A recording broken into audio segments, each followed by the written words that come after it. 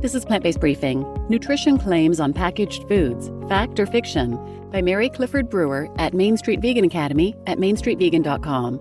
And I'm Marian Erickson. This is the curated content plant-based podcast, where I narrate a variety of articles on plant-based and vegan living with permission in about 10 minutes or less every weekday, and I'm pleased to have permission from Main Street Vegan Academy to share their content. So now let's get to today's plant-based briefing. Nutrition Claims on Packaged Foods, Fact or Fiction, by Mary Clifford Brewer at mainstreetvegan.com. A lengthy book could be written on the entirety of nutrition claims and terminology. This abbreviated discussion is an overview of the latest terminology and limited to food products, omitting supplements. Origin of nutrition labeling. Nutrition information hasn't always been required for packaged foods. The Nutrition Facts label, brainchild of the U.S. Food and Drug Administration, or FDA, is a relatively recent change, only appearing on packaged foods since 1994. It was revised in 2016 and 2020. Its intent was to help consumers make health-supporting, nutrient-dense food choices. Obviously, that hasn't worked, since diet-related chronic diseases such as diabetes, heart disease, and some types of cancer remain the leading causes of death in the United States. Fast forward to today. The FDA is proposing an additional label, the nutritioninfobox, on most packaging. Highlighting just 3 nutrients, saturated fat, sodium, and added sugars, this will specify if the amounts of those nutrients are considered high, low, or medium as a percent of daily value. For specific amounts, consumers still need to check the Nutrition Facts label. What about those other claims? Even the savvy shopper may be tripped up by the myriad of declarations plastered on many packaged foods. The basic ones to be aware of are health claims, structure or function claims, and nutrient content claims. What do these categories mean? Health claim indicates a connection between eating a certain food and a decreased risk of disease.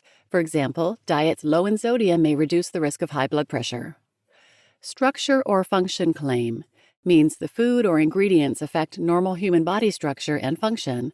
For example, calcium builds strong bones, or fiber maintains bowel regularity. And nutrient content claims describes the amount of a particular nutrient with terms such as free, low, and high, or they compare the nutrient amount to another food with terms like reduced, more, and light. Examples include low fat, high fiber, and reduced sodium. The term reduced is a comparison and indicates the item has at least 25% less than the original version. Surely organic means what it says, right? Not exactly.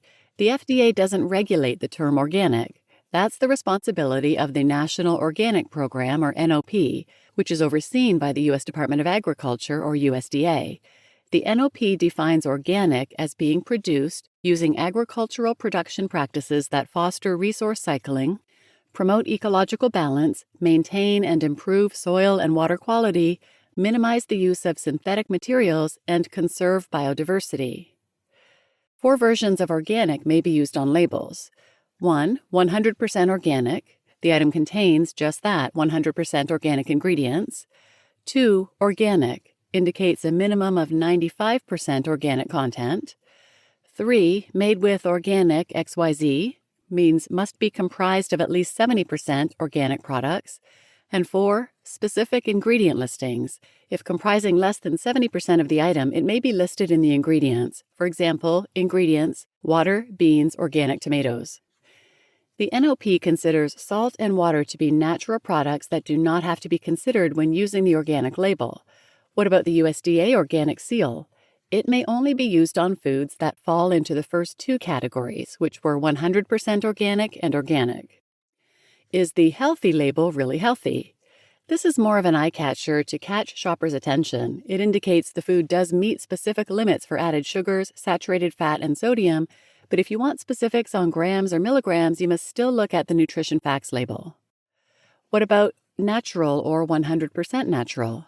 My best advice, ignore this altogether. In products that are not meat, eggs, or poultry, the FDA allows manufacturers to use this term if a food item does not contain added color, artificial flavors, added colors, or synthetic substances. This is muddy at best and doesn't help shoppers make the wisest choices. I'll leave you with a head-scratching experience from those early days of nutrition claims. While in my local supermarket, I came across a bin of bananas with a cholesterol-free sign over it. Cholesterol is only found in foods of animal origin. Caveat emptor. Resources. For those brave enough to delve into the thousands of pages of regulations and definitions online, check out the following links: FDA Front of Package Nutrition Labeling, Federal Register Food Labeling Front of Package Nutrition Information, FDA The Nutrition Facts Label, and the Organic Integrity Quarterly, May 2014. You just listened to Nutrition Claims on Packaged Foods, Fact or Fiction, by Mary Clifford Brewer at mainstreetvegan.com, and I'm your host, Marian Erickson. I'll link a few related episodes in the show notes in case you're interested. 594, Reading Nutrition Labels and Food Packaging, 4 Tips for Savvy Shopping. 468 and 469, The Industry Playbook, How Food Companies Distort Nutrition Science. And 92, No Purveyor of Unhealthy Products Wants the Public to Know the Truth.